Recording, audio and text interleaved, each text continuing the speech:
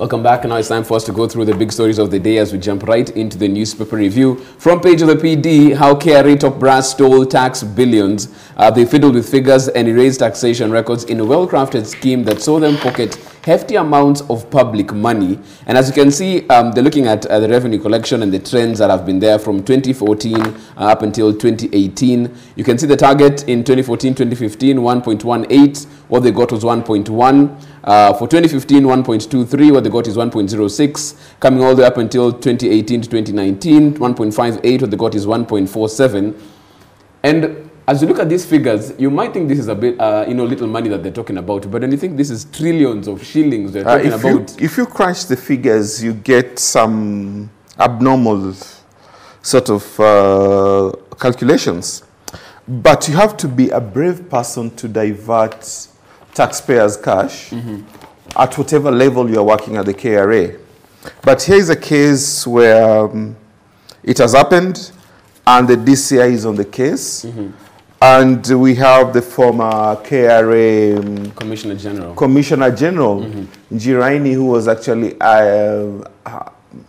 actually lined for a big job at the National Lands Commission, and I think he was going to get the job going by his CV, but then he decided to opt out. But could it have been a reason, or could this one have been a reason for his decision to step back? Right. But all in all, when you go to the KRA mess, and from what we hear is that if they go back 8 to 10 years, they're going to nab virtually everybody in business in this country, because most of the businessmen and business entities in this country have always tried to circumvent the taxman. Right. They have tried to sidestep the taxman. And for so many reasons, they get the clearance from KRA officials, the TCC. And it simply means that the taxman or the taxpayer has not been getting what he's due to be getting. And probably due to some unscrupulous businessmen, it has been happening. And I think it's time that somebody is going to pay for his sins. Right. And even as you talk about someone paying for their sins, we had a couple of KRA employees, I think around 80 of them, who had been suspended from office due to what you're talking about, irregular issuing of the tax compliance certificates and impropriety in their various stations of office. Now that we're looking at such allegations, this definitely goes way higher up in terms of the ranks as far as KRA is concerned. As much as it's corroborating what we know at the moment, but it means that KRA is rotten from the top. If I know getting a clearance with 10 million shillings tax bill means that somebody higher up should clear you for that. But we should not be sacrificing those hoodies who appeared in court without any identification on them. I don't even know what the magistrate was thinking of when he was reading the charges, or when he was hearing the prosecutor read the charges. But here is a case where it actually confirms to us that KRA is not well managed. Right. I will say that because I will ask myself many questions as whether my taxman does the right job for the lots of monies that we pay out to make them comfortable in their jobs. But what taxman, at what level will somebody go to create a cartel that denies his own employer or his own country, and in our own patriotism, his own nation, the money they so deserve to run the Big Four agenda? As you said it, I think it goes high up. And with Njiraini's name being dropped in this particular case, it means that Kinoti has a proper job to do. Right. And the gentleman who has just been appointed, he's 2 months in the job, Mr. Mburu, does it mean that he was not doing the right thing when he was there? Because he was in charge of intelligence. He was in charge of intelligence and compliance, I think so, because compliance and intelligence go hand in hand. Right. So we should also be questioning a lot of things around him and whether he was actually the proper man for the job. Right. Because here is a case where he might have slept on the job. Probably it was done by smarter guys than he could detect, and they managed to get away with it. But if you count those figures, does it mean that one department of the government lost all the cash it could have gotten? Because we are not talking of pocket change here. Right, it's billions upon billions of shillings. Right, and you can see this has started, it didn't start last year or the year before that, yes. or even before that, yeah. going as far back as 2014. And the same gentleman was on the job when the whole thing was happening. So we should also be questioning the people who sat in the panel to give him the job. Well, quite the headline right there for your Monday morning, and you can get that in your copy of your People Daily. Also on the front page of the PD, Kenya stares at blood crisis over funding, an issue right there, and what will happen to the blood banks. I think the American government has pulled the plug, from what I gather, and not many people are philanthropists so much that they donate their blood. And I wonder when you last donated blood. So we'll always have a crisis because we get so many of these appeals on the social media when somebody's relative is hospitalized or they need some blood ahead of surgery or an operation. And with the tragedies that we visit our roads every morning or every evening, I wonder whether we are serving the blood banks properly. Right. Yes. Right. A question right then, of course, also like you rightly put it, when was the last time we actually went out of our own volition to a blood bank to donate? Very few people do that, unless it's a close relative. We tend to shy away from the blood donation exercise. To me, it's noble, but then so many people tend to look away from it. Right. And of course, that's a story that you can get tucked in page 8 of your People Daily. Also, it's not all gloom and doom, by the way. Page 9 of your PD, Mombasa chef cooks new world record in 75 hours. Chef Malia Mohammed prepared 400 recipes of local and international cuisines to scoop the prestigious record on this. And of course, I think she gets confirmation after a week. After a week, yeah, and we talked about it, I think 2 months ago, when she was trying to make the attempt. But then congratulations to her, and congratulations to the team that helped her achieve that. And it is one of those records that very few people thought could come from Kenya. And I should say I'm proud that she did it. And she worked her body out to how many hours? 36 hours? I mean, cooking for 75 hours. 75 half hours. Hour breaks, I think. Yeah, with half-hour breaks. So if you crunch, it's about 36 hours standing. It's quite the feat. It's quite.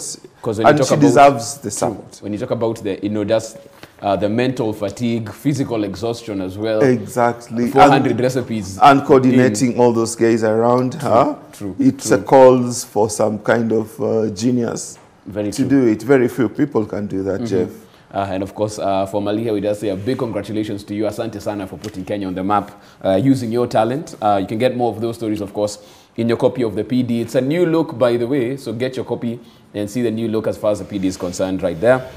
Let's move on now from the PD to the Daily Nation. Front page of the Daily Nation, mystery firm builds city on sewer line. With no space to expand the city's sewer treatment capacity, most Nairobi residents are dumping raw effluent into the Nairobi River Basin with dire consequences for human, animal, and plant life. And the big question is how ownership of land for Wise sewer plant's expansion changed hands. If you've been in that area, you've seen that particular place, and you'll see how this particular firm actually bought this land, subdivided it, has sold it to some people who some know, some don't. If you're going far, you're going to Rai. If you go to Eastleigh, there used to be a sewer plant there. And if you go there today, somebody has built so many flats on that land. And I wonder the kind of impunity we have in this country. Somebody just decided to, that's city council land. Unless you are a madman, there is no way you can go there. So obviously somebody dished out a deed plan, somebody signed the transfer, and somebody actually gave out the approval for the building. Jeff, the impunity that visits our country at times make you wonder whether we follow the rule of law or we even think of our own race in terms of progression. I don't think the people who've been at City Hall since we were kids, we saw that affluent plant there. From our home, we could see it. But then you can imagine so many people have been allowed to just do what they want in this great county. And when you go to Ruai, you get the ultimate in that the plant in Isli is not serving it at all. So somebody decided that because it's not being used, let's do this to it. And probably it only needed a repair work, which could have cost about 1,000 or 2,000 bob those days for it to get working.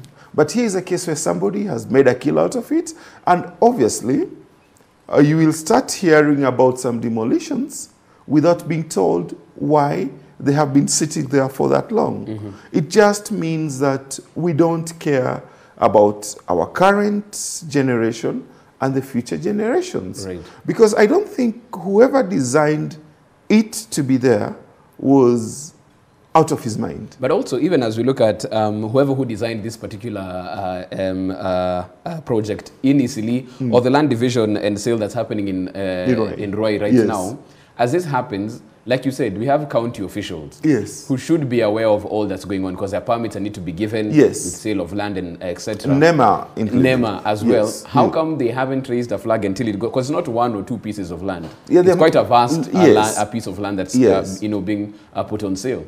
So does it mean it goes all the way again into county government? And it's not different from the tax issue you're talking about.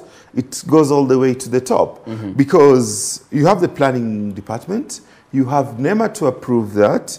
In Isli, just I think 10 meters from that Nairobi River, somebody has built several flats, buildings up there. And you wonder what somebody thinks when he issues an approval for that. And when you get back to NEMA, does it mean that they're sleeping on the job? Right.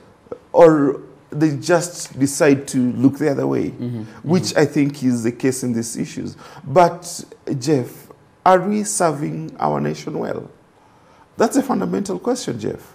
And we have to think deep and long to find out why it's happening.